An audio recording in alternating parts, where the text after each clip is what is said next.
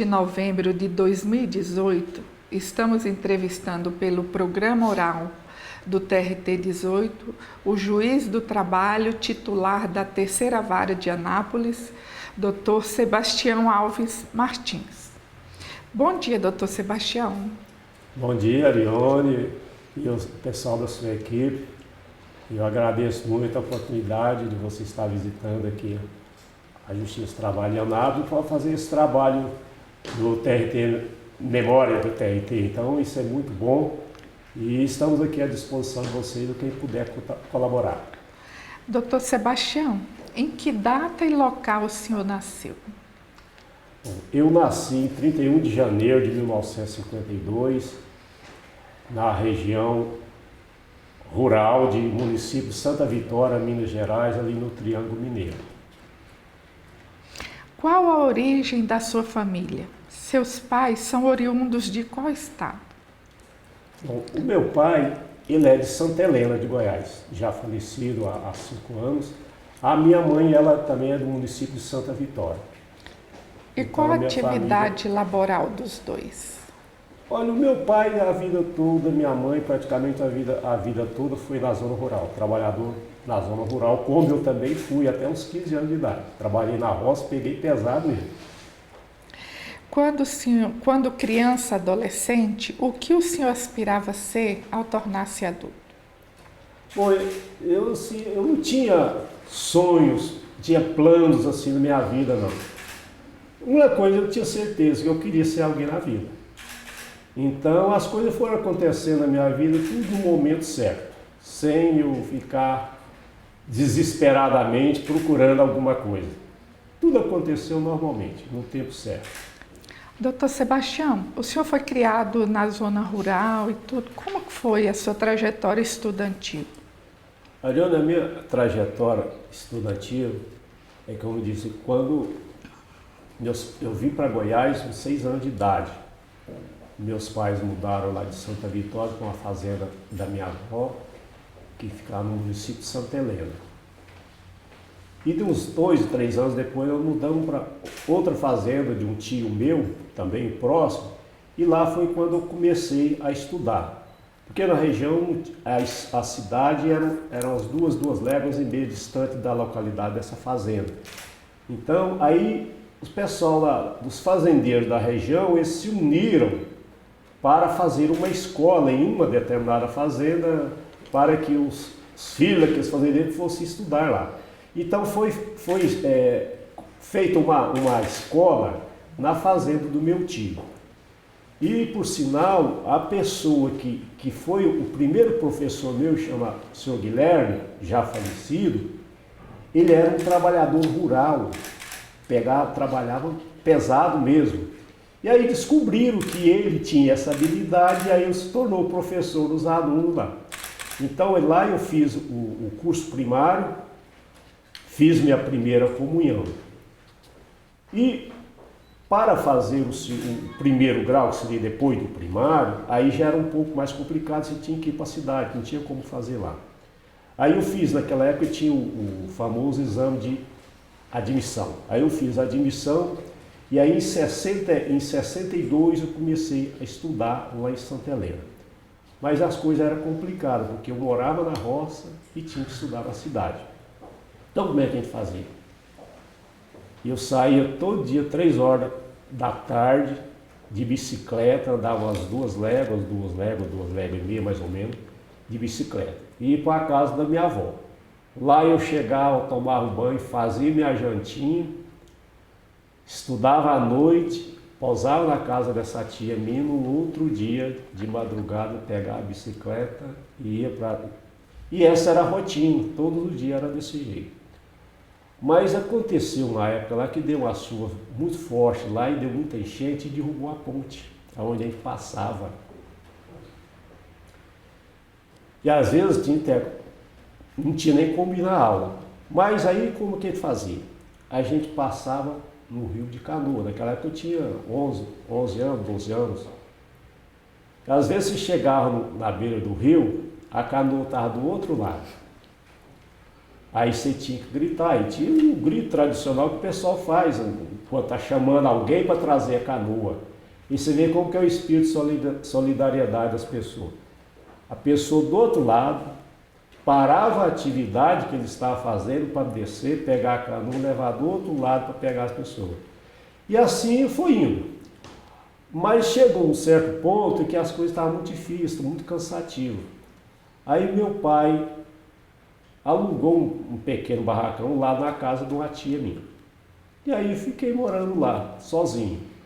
Mas logo em seguida o Temílio arrumou numa sapataria, lá em Santa Helena, do senhor Eli, para mim aprender a profissão de sapateiro. O senhor tinha quantos anos nessa época? Nessa época eu estava com 12 anos de idade. E aí eu comecei e aprendi a profissão de sapateiro, porque em menos de um ano eu aprendi a profissão e aí eu já comecei a fazer calçado. Então todo dia, 5 horas da tarde, eu entregava 25 pares de botina. Mas aí as coisas ainda não estavam ao alcance de todo mundo, não estava muito bom. Aí meus pais resolveram mudar para a cidade. Aí ele mudou para a cidade e as coisas aí começaram a ficar mais fáceis, que a família tudo junto. Então aí eu continuei. Mas aí depois eu larguei a profissão de sapateiro e comecei a trabalhar em armazém. Fui trabalhar em armazém no Valdemari, lá em Santa Helena. 12 anos, 13 anos. Trabalhar no balcão e fazer entrega. E era um serviço, e fazer entrega era um serviço muito pesado. Você jogava um saco de açúcar de 60 quilos em cima daquelas bicicletas e saía entregar. E naquela época, com aquela idade, eu conseguia pegar um saco de 60 quilos de açúcar, qualquer coisa assim, e jogava nas costas. E isso com aquela idade, 12, 13 anos de idade. Então isso eu fazia. Então era um serviço assim pesado, mas era o único que eu tinha disponível para mim naquele momento da vida, né? Aí eu passei a trabalhar em loja de turco, de sírio-libanês. Trabalhei em 3 lojas de sírios lá em Santa Helena. Loja de tecido, aprendi a vender roupa, tecido, essas coisas. Mas assim, carteira assinada, você nem sabia naquela época que tinha carteira para assinar.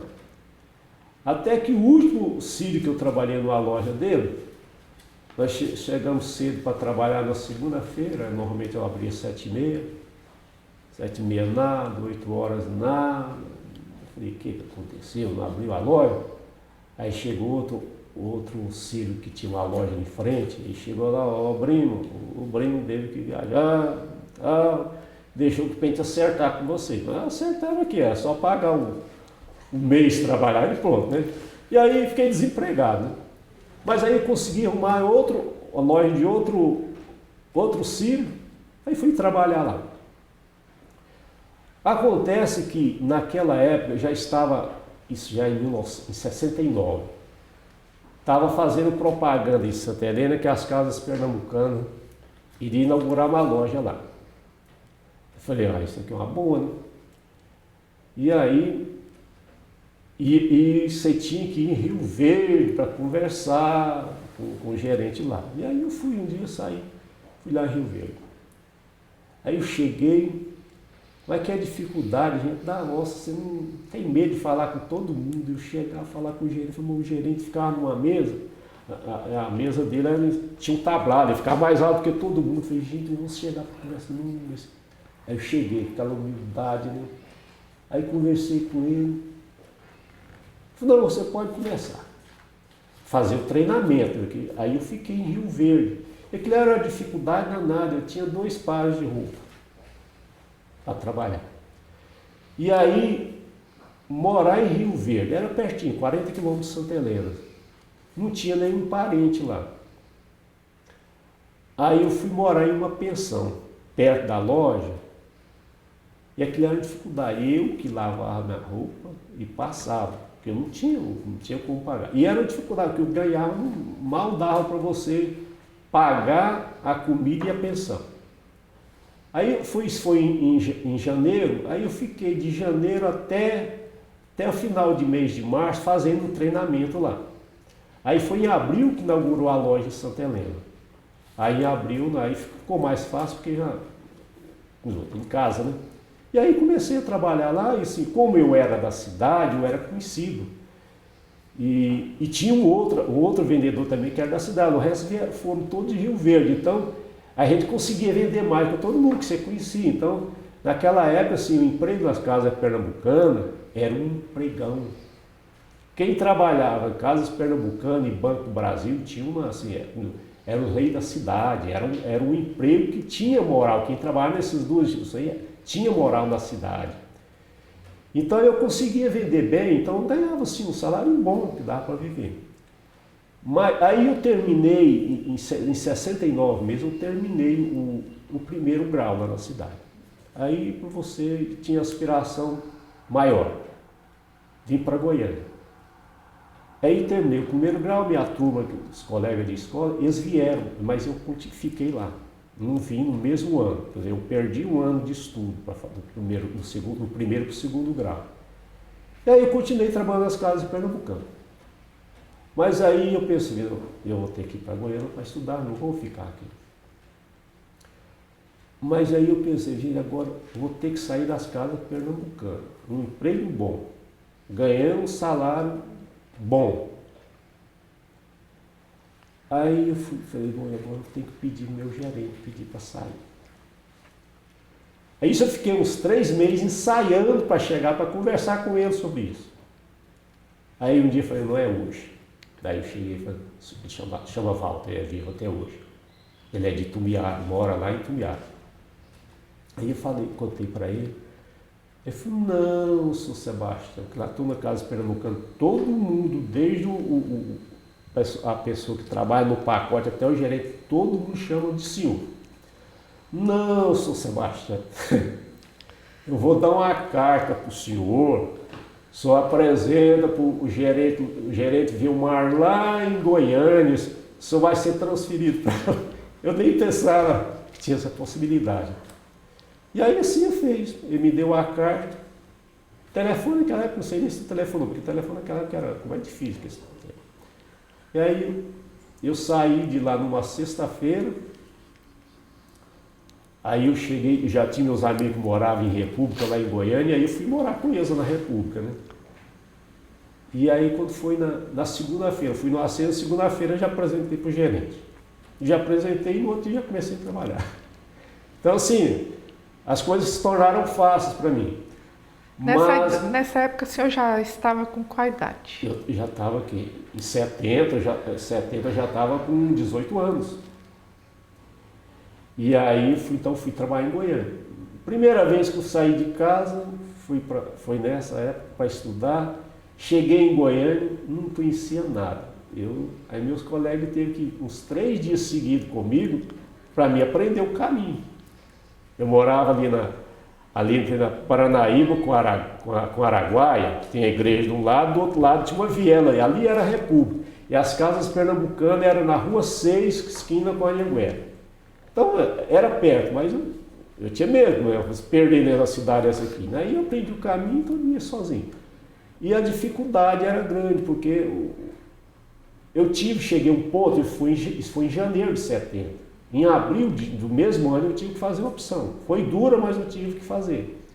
Ou eu continuava trabalhando nas casas pernambucanas, ou eu saía para estudar. Porque não dava tempo para você conciliar, você trabalhava, que chegava mercadoria todo dia. E o senhor começou a estudar em qual colégio lá em Goiânia? No colégio universitário Colu, ali ao lado no fundo da Católica, foi ali. E aí eu tinha que trabalhar quase todo dia até 8 horas da noite. Então eu estava matando a aula demais. Ou quando matava, chegava atrasado na aula, perdi uma aula. Então estava muito cansativo. Aí eu falei, eu tenho que optar. Aí eu optei em sair das casas pernambucanas. Isso foi em abril. E aí eu saí e nas férias de julho fui para Santa Helena. E aí quando eu voltei nas férias de julho, aí falei, agora vou procurar emprego. E aí eu voltei e fui procurar emprego. Aí eu encontrei um emprego. Lá onde foi os meus primeiros passos.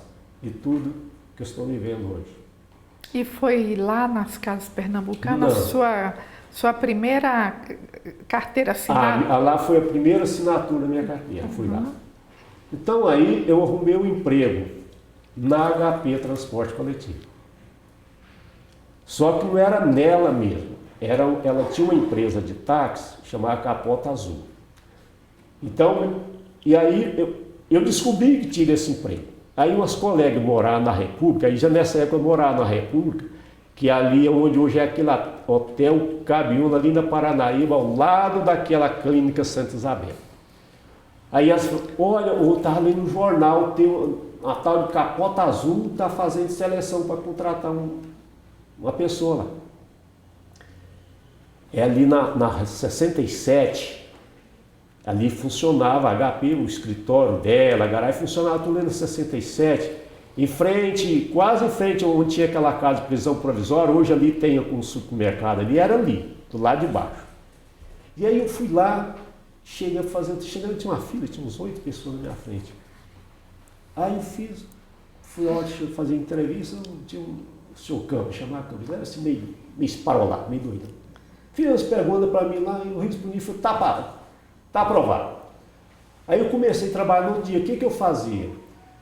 O pessoal dos taxistas trabalhavam o dia inteiro, à noite, aí no outro dia chegava às 7 horas para fazer o acerto com eles. Né?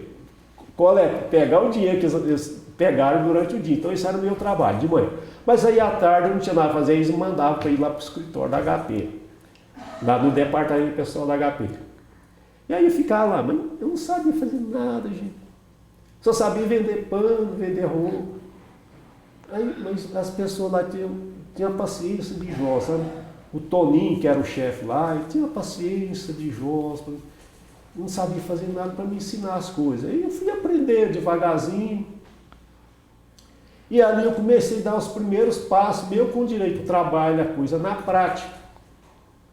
E lá eu trabalhei quase 4 anos, foi de 72 até 76.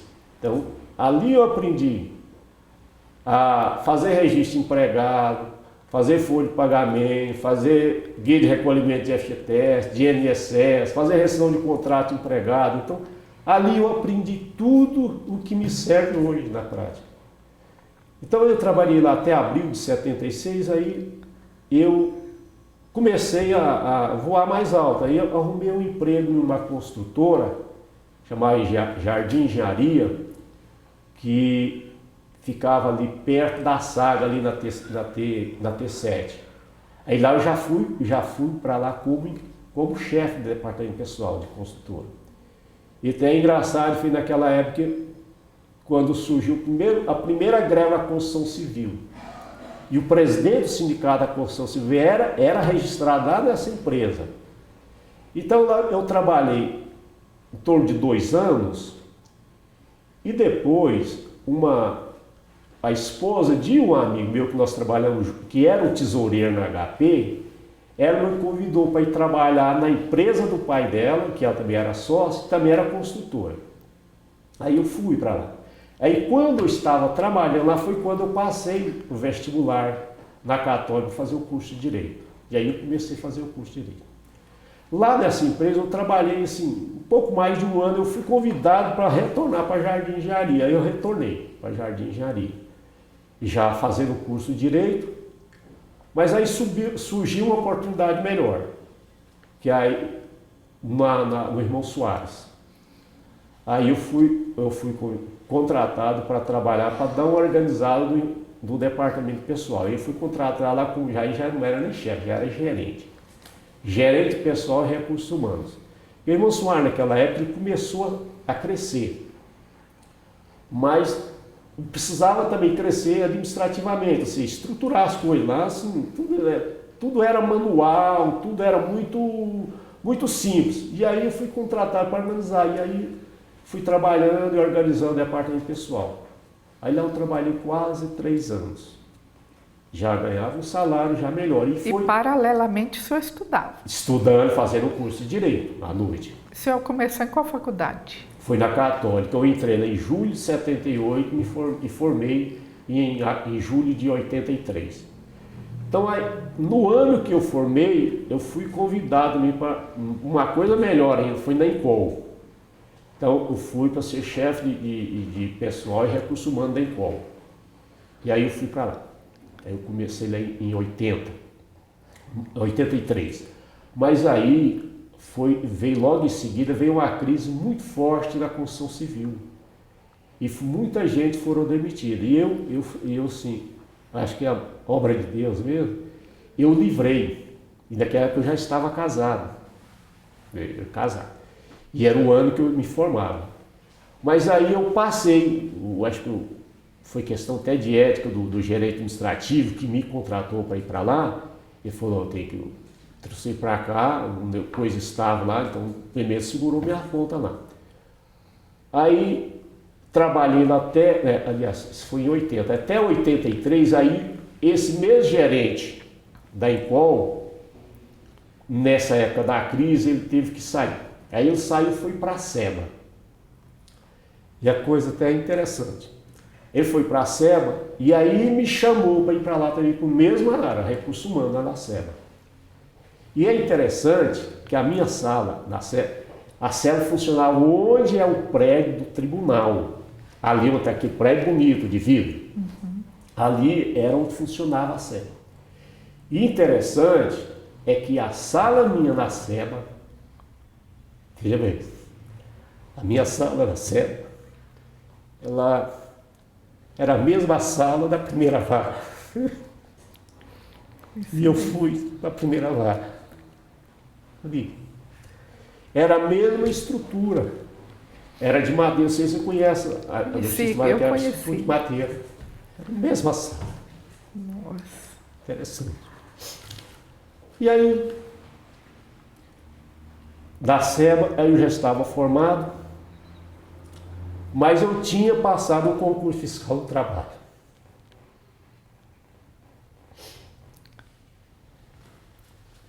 Mas eu não tinha sido chamado. Aí na SEBA eu me formei, eu já estava formado, na SEBA eu já estava formado. E como deu o seu ingresso na Justiça do Trabalho? O senhor prestava concurso, onde tinha? Vamos começar agora. Aí eu saí da SEBA. Uma colega minha de faculdade, a doutora Conceição, ela trabalha no Júri do Bradesco. Aí surgiu uma vaga, ela me chamou para ir trabalhar no Júri do Bradesco. Aí fui trabalhar como advogado e fazer audiência todo dia. Aí eu fiquei lá, volta de 2 anos, fazendo audiências trabalhistas todo dia. Mas na verdade tinha, não era como advogado. Você fazia defesa, mas na verdade tinha como preposto. Só como preposto. Mas nessa época eu já tinha passado no concurso fiscal do trabalho. Aí eu trabalho no Bradesco, aí eu falei, eu vou sair, deixar de ser empregado, eu vou trabalhar como autônomo. Aí o Eni Cabral, que tem um escritório perto ali onde é o fórum da Justiça Comum, eu fui trabalhar com ele. Mas aí, quando eu estava trabalhando com ele, lá me chamaram no concurso fiscal do trabalho. Aí eu assumi fiscal do trabalho em outubro de 87. Aí, foi fiscal do trabalho. Aí, quando eu estava no Bradesco, foi a primeira vez que eu fiz concurso de juiz do trabalho. A doutora Conceição foi chamada de Tchãozinho. Tchãozinho, vou fazer o concurso lá em Brasília, TRT de Brasília, que não tinha de Goiás ainda. O Jeová, ele vai lá, ele passa procuração, ele vai lá e faz inscrição para nós. O Jeová é um advogado que é o esposo daquela doutora Silene, que nós, inclusive, nós trabalhamos junto o Bradesco, a doutora Silene, nós trabalhamos junto o jurídico do Bradesco. Silene, hoje desembargadora? Isso, que está substituindo o TST. Então aí foi o ano que eu fiz a primeira prova para o concurso de trabalho, mas não tinha preparo nenhum, não tinha estudado nada para essas coisas. Aí levou uma tinta danada, não passa nem no teste. Mas aí eu vi que aquilo dava futuro. E aí falei, agora eu vou investir. Aí as coisas conspirando a meu favor, eu logo em seguida subi o cargo de fiscal do trabalho e eu tinha tempo para estudar. E aí que eu investi mesmo, aí eu peguei pesado mesmo, né? Não passei no primeiro, no segundo, nem no terceiro, mas eu passei, no Goiás eu passei no segundo. Antes disso tinha feito mais 2 em Minas. E no ano que eu passei em Goiás, eu tinha ficado na prova de sentença lá em Minas. E eu fiquei assim, foi o primeiro baque que eu tive, foi quando eu peguei o resultado da prova de sentença da de Minas, que eu fiz a prova e falei, não, esse aqui eu passei, não tem. Mas peço por 2 décimos, o negócio assim, não passei. É que me deu um baque, assim, eu fiquei desanimado, falei, vou parar com isso. Aí minha mulher falou no começo, não, mas eu já estava em andamento o concurso de Goiás. E aí no mesmo ano eu passei, que foi em novembro, passei, na prova final, que era a prova oral, aí eu passei. E assumi em 21 de janeiro de 93. Então eu falo, ó, isso foi obra de Deus. Não era para mim passar em Minas, eu tinha que passar em Goiás. E estamos aqui. O senhor tomou posse em 21 de janeiro de 1993, né? Correto. Quais as dificuldades daquela época? Bom, as dificuldades naquela época não eram assim tão grande igual é hoje. Que as coisas eram mais fáceis, você não andava muito pouco. Hoje, assim, hoje o substituto anda muito.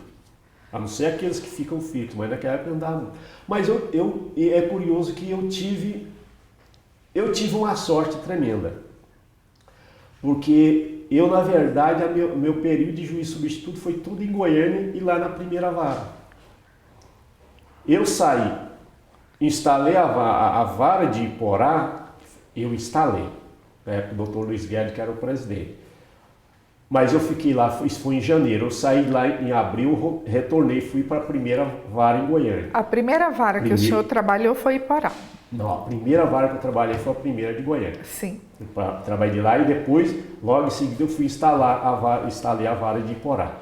Aí depois eu fiquei umas 2 semanas em Goiás, e algumas 2 semanas em São Luís e retornei para Goiânia e fiquei só na primeira, substituí a doutora Cátia na 6ª vara, o resto foi tudo na primeira vara.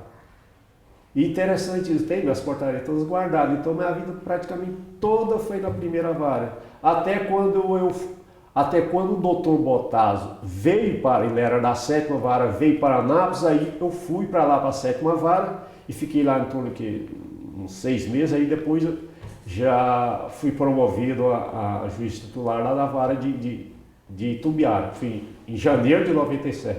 Curioso, muitas coisas na minha vida boas acontecem em janeiro.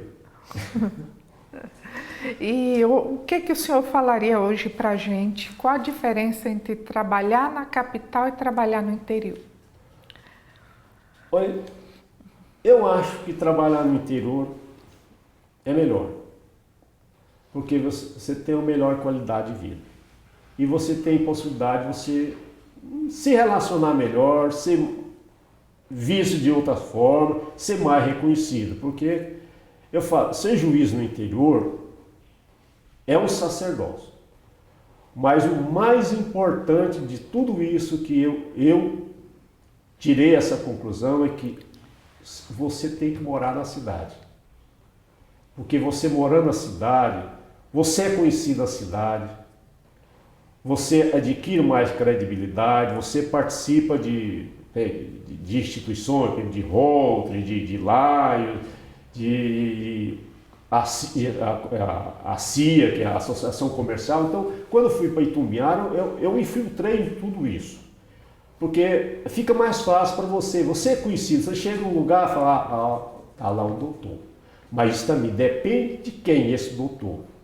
Se você não se faz respeitar, você assim, você vai para qualquer lugar, anda com qualquer um, vai para os bares da vida, aí você pode ser visto de outra maneira negativa, mas quando você faz a coisa certa, você é visto de maneira positiva. Então as coisas se tornam mais fáceis para você.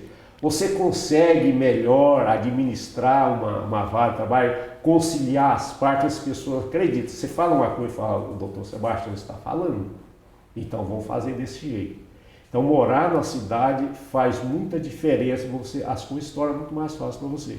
Então lá em Itumbiara eu participei de tudo isso e no mesmo ano que eu fui para lá, em novembro de 97 eu fui convidado e entrei para a maçonaria.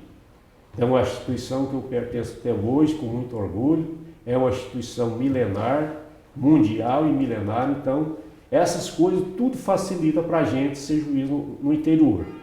Agora na capital é mais difícil porque morar na capital tudo é longe, né? Ela é muito cansativa, muito estressante, então na cidade do interior para mim é melhor.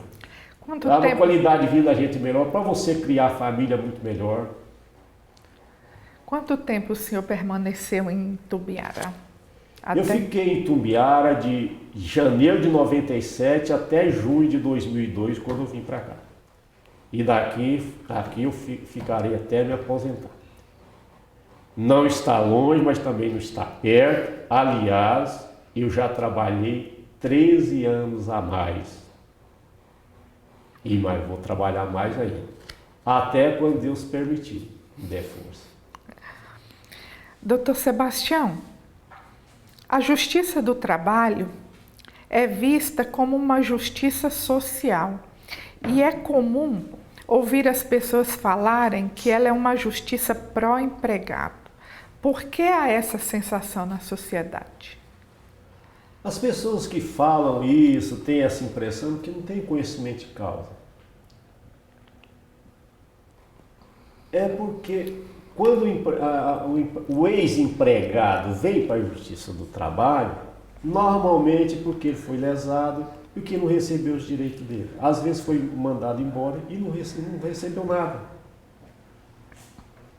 E como você vai falar que a Justiça do Trabalho é para o empregado? Não é. É porque às vezes as pessoas lesam o empregado e chega na Justiça do Trabalho e quer ter razão. E aí não vai ter razão. Então é por isso que eles falam que a Justiça do Trabalho é pró-empregado. Mas é uma má impressão de quem gosta de lesar e não gosta de cumprir as suas obrigações. O senhor está na Justiça do Trabalho praticamente desde o início, né? E tem acompanhado a evolução do tribunal, da tecnologia. Em 2012 entrou em vigor no Tribunal de Goiás o PJE. Como que o senhor viu a entrada dessa ferramenta no tribunal? Olha, o PJE, ele na verdade, sim, eu não tenho muita dificuldade, porque eu utilizo também muito pouco. Eu utilizo o PJE aqui na vara para me assinar meus despachos, tudo. E na minha casa, para salvar os processos, eu jogo na minha pasta, eu desligo e para inserir minha sentença. Então, eu não trabalho muito, não faço muito esforço no PJE agora. Secretaria, todo mundo que trabalha na secretaria sofre do PJE, porque ele é um programa muito burocrático. Para você fazer uma tarefa, você dá muitos cliques. E isso ninguém vê. Ninguém coloca isso numa balança para saber o tanto que servidor hoje trabalha, faz muito esforço para ficar fazendo as tarefas dentro do PJE.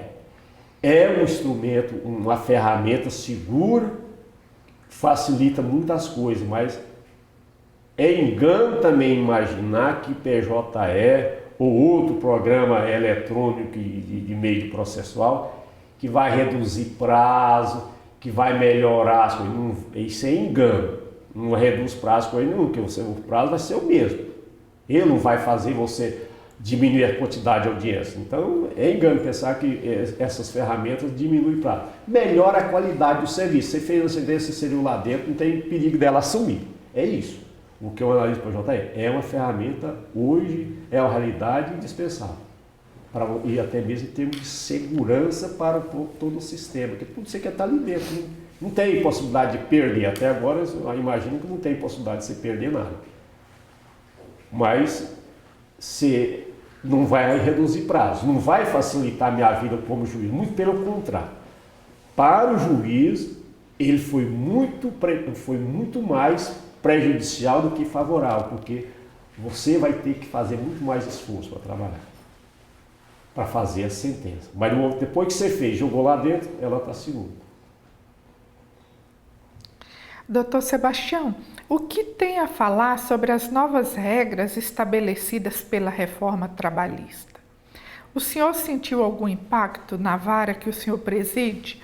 Houve diminuição das ações trabalhistas? Olha, a reforma trabalhista, apesar de muita choradeira, de reclamação, mas é uma realidade que a gente não tem como fugir disso. Precisava ter alguma reforma.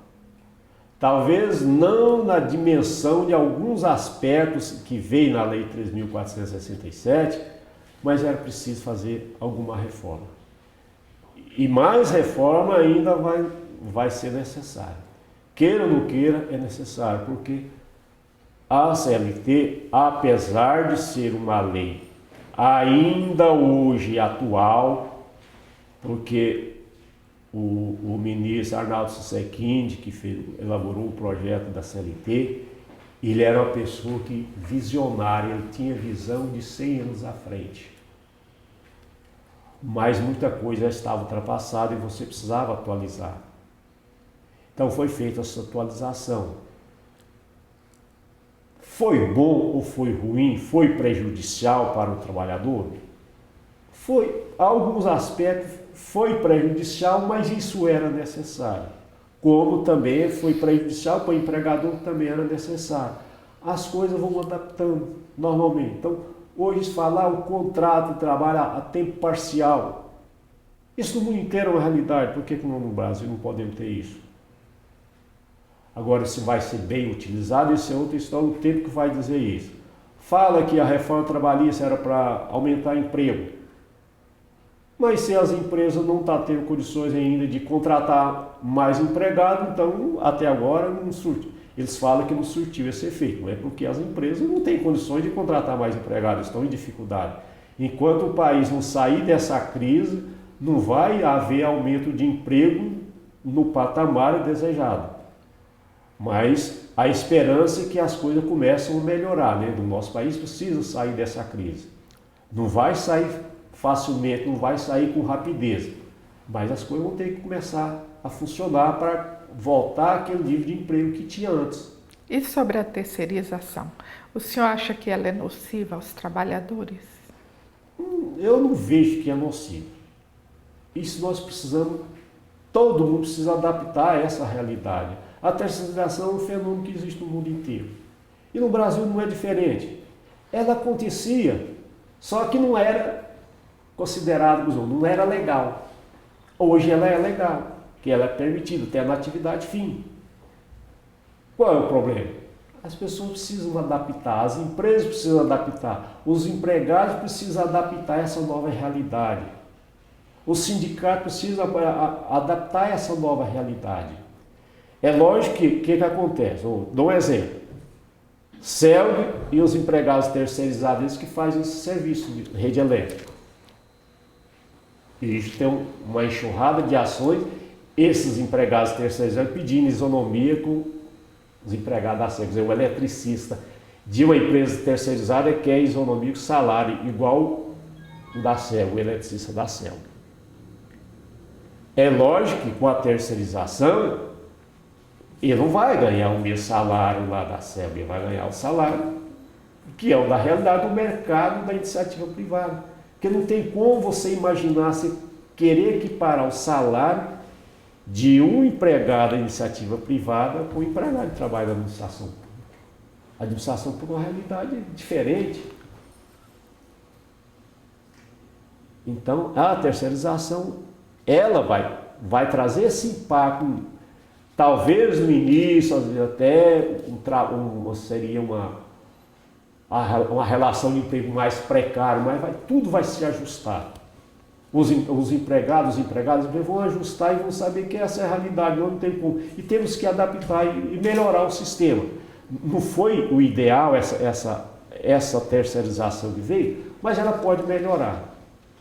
Mas isso, o sindicato tem que ficar forte, os empregados têm que ficar fortes e lutar pelos seus direitos. E conviver com essa realidade da terceirização. Doutor Sebastião, o senhor acha que o futuro da Justiça do Trabalho está em jogo? O senhor teme o fim da justiça do trabalho? Não, eu não temo por isso, não. A justiça do trabalho, ela existe mesmo antes da CLT, não como justiça do trabalho propriamente dita. A justiça do trabalho, ela iniciou como um órgão, dentro de um órgão administrativo, dentro do Ministério do Trabalho. Foi na Constituição de 1940 que ela elevou o nível constitucional e depois se tornou justiça do trabalho mesmo. Mas eu não temo por isso acabar, não. O que pode acontecer, eu sei lá se tem possibilidade disso, é da Justiça do Trabalho passar a ser uma estrutura dentro da Justiça Federal. Mas a Justiça do Trabalho não vai acabar, vai ter que existir. Quem é que vai cuidar das ações trabalhistas? É igual na Justiça Comum, tem as várias especialidades, vara criminal, vara civil, vara de família. Pode ser que às vezes no futuro isso aconteça, dessa unificação, tornar a Justiça Federal é uma só. Justiça do Trabalho entra lá dentro. Não sei se isso é possível acontecer, mas a única hipótese que eu vejo possível de acontecer é isso, unificar. Não ter Justiça do Trabalho separado. Vai ser junto com a Justiça Federal. Não sei até que ponto isso vai ser viável. Por que a Justiça do Trabalho incomoda? Mas incomoda exatamente por isso, porque ainda bem que não é uma coisa genérica. Aquelas empresas, aqueles empregadores que quer explorar a mão de obra, quer ter empregado, mas não quer cumprir os direitos, pagar todos os seus direitos, não quer cumprir as obrigações, então ele incomoda, porque ele vem reclamar aqui. Então isso incomoda. Mas ainda bem que incomoda poucos. Doutor Sebastião, quais os obstáculos e quais os desafios que a Justiça do Trabalho terá pela frente? É isso que eu acabei de dizer. Esse fenômeno da terceirização. Isso é uma coisa que a Justiça do Trabalho vai ter essa dificuldade, vai ter que administrar isso e aprender a conviver com isso, lidar com isso. Então, esse é o desafio que a Justiça do Trabalho vai ter. É de viver essa nova realidade, a reforma trabalhista, dessa da terceirização e aprender a conviver com isso. Nós, juízes, vamos ter que conviver com isso. Não tem outra saída. Ela fala, eu não vou aplicar essa lei. O juiz tem que aplicar a lei. A tarefa é aplicar a lei. Ou boa ou ruim, não compete a mim, juiz, dizer se a lei é boa ou ruim. A mim compete aplicá-la. Até que ela mude. A hora que ela mudar, é outra história. Aí nós vamos mudar, aplicar a lei que foi alterada. Mas nós, como juiz, como diz o Cícero, vai dizer que o juiz é escravo da lei. Então eu, particularmente, como juiz, eu posso até, assim, eu pessoalmente criticar a lei. Agora, eu como magistrado, como Estado juiz, ficar criticando a lei. A mim não compete ficar criticando a lei e negar aplicá-la. Eu tenho que aplicá-la. O senhor está no TRT 18 desde o início, praticamente desde o início do tribunal. Isso. E hoje nós temos um TRT que ele é modelo para outros regionais. Nós temos uma Justiça do Trabalho no Brasil toda consolidada, equipada, bem estruturada. O senhor esperava que chegasse a esse ponto? Olha, eu não posso dizer que esperava nem que esperava, porque eu naquela época não tinha noção como que seria, funcionava um tribunal. O que eu posso dizer é o seguinte, é que eu entrei em um tribunal e que eu tenho que amá-lo, porque é lá que eu já convivo praticamente um terço do meu dia é viver dentro do tribunal e é um lugar em que eu estou lá todo dia, então ali eu tenho que amar, porque o seu local de trabalho, você passa um terço da sua vida dentro do local de trabalho, então aquele local tem que ser um local prazeroso. Você já imaginou você viver um terço da sua vida num lugar que você detesta? Ah, mas eu não gosto, então você tem duas alternativas. Ou você passa a gostar, ou você procura outro emprego. Isso hoje eu falo assim, as pessoas me reclamam. Ah, mas eu detesto esse emprego meu, esse salário miserável que me pagam, mas não dá um passo para mudar daquele emprego. E todo dia reclama. Como magistrado, o senhor é uma pessoa realizada? Não, ainda não sou realizado. Como magistrado, ainda não sou realizado e não sei se eu vou conseguir realizar. Porque qual que seria a aspiração de um magistrado? Se tornar desembargador, ministro? Então, como eu não tenho mais essa possibilidade, não tenho mais essa chance, então eu sei que isso eu não vou realizar. A não ser que aconteça algo assim extraordinário, de uma hora para outra, surgir, sei lá, 5 vagas de desembargador no tribunal. Aí eu posso até ter a chance de ir, mas como eu sei que isso não vai acontecer, então essa realização eu sei que eu não vou fazer. Mas assim, isso não vai me fazer falta e como juiz eu estou muito satisfeito no que eu faço, amo o que eu faço, apesar de não agradar todo mundo. Aliás, o único que nem Jesus Cristo teve unanimidade, quem diria eu como ser humano e como magistrado. Então, hoje posso dizer assim, no que eu estou fazendo hoje, no primeiro grau, eu estou realizado. Mas poderia realizar mais? Poderia, mas não me foi possível. Às vezes também assim, eu estou com 66 anos de idade. Então eu não tenho mais a energia que eu tinha há 30 anos atrás. Então eu participava, por exemplo, quando estava em Itumbiara e depois quando eu vim para Anápolis, eu participava muito na sociedade, por exemplo, lá em Itumbiara. Eu participava das instituições, eu passei a participar de uma instituição lá que eu amava e amo até hoje. O Amoroso de trabalhar com famílias de dependentes químicos. Então eu trabalhei lá em Itumbiara. E quando eu vim para Anápolis em 2002, eu passei a trabalhar com isso. Então, e aí eu passei também a dar aula na faculdade. Então quando eu vim para Anápolis, eu só tinha a sexta-feira livre da minha vida, à noite. Então eu saí do trabalho, ia para minha academia, que isso é uma coisa que tem que ter atividade física, senão você não aguenta o batidão. Mas aí a idade vai pesando, aí você vai ter que ir abandonando as coisas. O último que eu abandonei foi esse trabalho de dependentes químicos, porque não estava dando mais, já estava pesado, não estava aguentando mais, muito cansativo. Então hoje a única assim, atividade paralela que eu tenho é a maçonaria. Então isso são coisas que me satisfazem pessoalmente. Faculdade eu entrei lá para brincar e fiquei lá 6 anos. Também saí e falei, ó, foi uma experiência boa, que assim, era um desejo que eu tive. Eu quero ver o que é ser professor, né? E fiquei lá 6 anos, mas saí também, já estava atrapalhando a minha vida do magistrado, com uma coisa que eu sempre digo. O dia que vieram convidar para dar, foi uma coisa que eu não abro mão, é a magistratura. Essa aqui é a prioridade número 1. Então, quando começou a atrapalhar a minha vida profissional, a minha vida pessoal, eu falei, não dá mais, aí saí. Então, são essas coisas assim que a gente, como ser humano e que tem essa atividade de magistrado, você tem que ter essa noção. Uma coisa que eu sempre falo, a pessoa, para ser bem sucedida na vida, ela tem que saber conciliar trabalho, família e espiritualidade. Essas 3 têm que trabalhar juntas. E o dia que uma faltar, vai atrapalhar as outras 2. Então, graças a Deus, até hoje eu consigo conciliar bem isso. Quando eu falo espiritualidade, não estou nem falando em religião. A pessoa pode ser evangélico, pode até ser um ateu ter sua espiritualidade.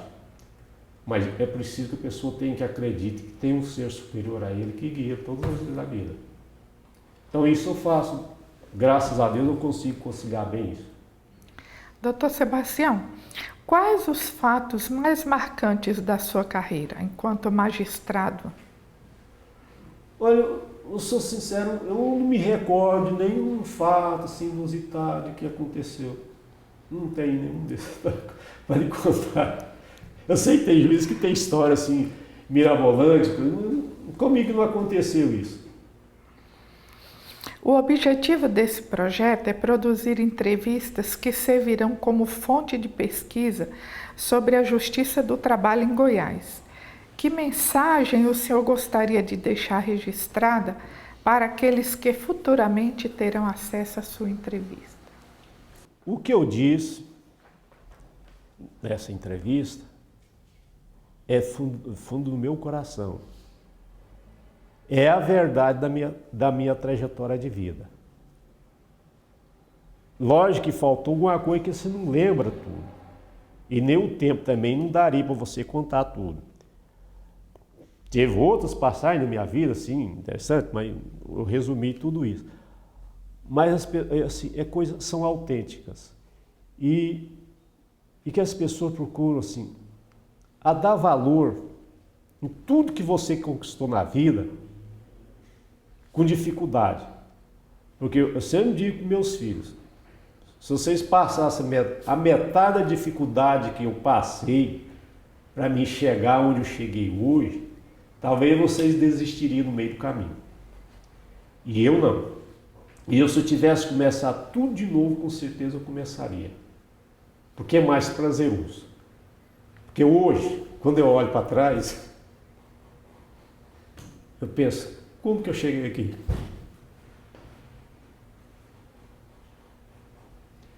Então são coisas de Deus. Na minha família, eu não conheço ninguém até hoje que chegou no patamar que eu cheguei. Então foi uma grande dificuldade que eu encontrei quando eu passei no curso de juízo, é a sua convivência. As primeiras pessoas que eu encontrei problema da própria família.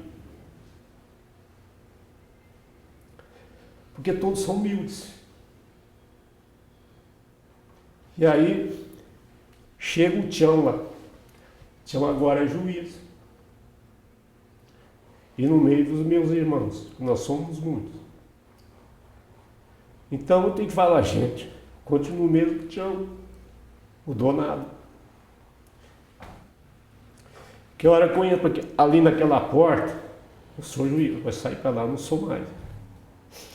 Como eu não levo problema daqui para casa e nem trago problema de casa para cá. Então são essas coisas que eu deixo a mensagem para as pessoas. Dá valor tudo que você adquiriu na vida. Não chute o balde. Procure ser autêntico e fazer as coisas certas. Porque você vai dar muito bem na vida com isso. Se você começa a fazer as coisas erradas, não adianta em que altura que você está, mas um dia desaba. Você tem que ser autêntico e fazer as coisas certas. E custe o que custar. Eu sei que me custa muito caro isso. Até ser magistrado me custa muito caro. Porque eu falo, porque eu vivo para a justiça, eu trabalho de segunda a sábado. De manhã eu trabalho o dia inteiro, só paro para almoçar. Mas para que a minha vara esteja no patamar que ela esteja. As pessoas podem até de reclamar. Ah, mas eu não ganhei tudo que eu pedi. Mas eles jamais vão reclamar que a minha sentença passou mais de 10 dias para ser proferida. Isso eu falo com muito orgulho. Eu não tenho lembrança de eu ter publicado uma sentença com mais de 10 dias de prazo, do dia que eu encerrei a instrução para publicar a sentença. Então isso é uma coisa, eu falo assim, eu faço isso não é para fazer bonito para ninguém. É porque é meu dever, é minha obrigação. E aliás, eu ganho muito bem para isso. Eu sei que tem colega que fala que acha que ganha pouco. Eu acho que nós somos muito bem remunerados pelo que nós fazemos. Então, eu trabalho dessa forma, trabalho de segunda-feira a sábado, porque hoje não dá mais a carga de trabalho que a gente tem, não dá mais você trabalhar só de segunda a sexta. Você tem que trabalhar sábado. Que, aliás, no dia de sábado o serviço é demais. Porque eu trabalho, na verdade, na minha casa. Aqui eu só faço o dia, o resto eu faço tudo em casa. Às vezes trabalho um pouco à noite para adiantar o serviço do outro dia. Mas o dia domingo eu tiro para descansar, que eu também sou ser humano. Aí eu descanso no domingo, aí na segunda-feira o batidão começa tudo de novo. Então, é um sacerdócio, ser juiz é um sacerdócio. Se você quiser ser verdadeiramente juiz. Não é fácil. Você tem que abrir mão de algumas coisas na vida. Você não pode andar com todo mundo, você não pode ser visto em todo lugar. Então tudo isso faz parte da vida do magistrado. Mas graças a Deus eu consigo administrar muito bem isso e espero até o último dia que eu for magistrado não decepcionar as pessoas no aspecto negativo. Eu reclamar, vou reclamar sempre. Isso não tem como evitar. Mas eu estou fazendo a minha obrigação, o dever como Estado juiz. Doutor Sebastião, o senhor falou que a sua família é grande e que você tem muitos irmãos. Quantos vocês são? Tem que fazer as contas aqui, né? Nós somos vivos, nós somos 7. E já tem 2 falecidos. Mas vivos nós somos 7. Hoje, sim, minha família voltou para Ituiutaba. Então, todo mundo mora em Ituiutaba e eu estou por aqui. Então, em 78, minha família mudou de Santa Helena e foi para Ituiutaba. Porque tinha uma irmã que morava lá, estava doente, precisava de cuidar. Aí resolveram mudar para Ituiutaba. Aí mudaram para lá e estão lá até hoje. Qual a sua ordem no meio dos irmãos? A ordem? Hoje eu sou mais velho. A mais velha que eu já falecida há uns 40 anos já. O senhor tem filhos? Quantos Tenho filhos um casal o senhor de tem? filhos. E eles seguiram a área jurídica também? A minha menina já formou, ela passou no concurso do Tribunal de Justiça e ela trabalha aqui em Anápolis. Então, sonho da mãe, né, ver as filhas juntas. Então passou daqui. O meu menino, ele estava fazendo curso de Direito aqui na Faculdade de Anápolis, na Faculdade Evangélica, mas ele estava no 6º período e ele falou, não tem nada a ver comigo. Resolveu largar. Aí, fiquei fazer ciência da computação. Aí ele passou no vestibular da Unicamp, da UNB e da USP lá em São Carlos. E foi lá para São Carlos e forma o ano que vem. Doutor Sebastião, que mensagem o senhor deixaria para um magistrado que está iniciando a carreira hoje na área trabalhista? A mensagem que eu passo para eles é assim, que seja verdadeiramente juiz e que cumpra os deveres que é imposto ao magistrado. Porque isso é a melhor coisa que a gente tem que fazer.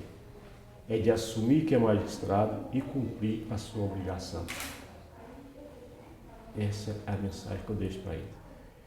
E outra coisa que eu deixo, outra mensagem que eu deixo ao magistrado, principalmente aqueles que são casados. Jamais dê mais valor ao processo do que a família. Exatamente para aquilo que eu falei agora há pouco. Que tem que saber conciliar trabalho, família e espiritualidade.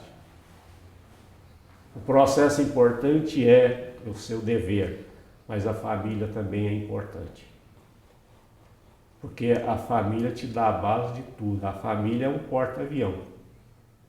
Se o porta-avião não é bom, o avião vai levantar voo, mas ele não vai muito longe.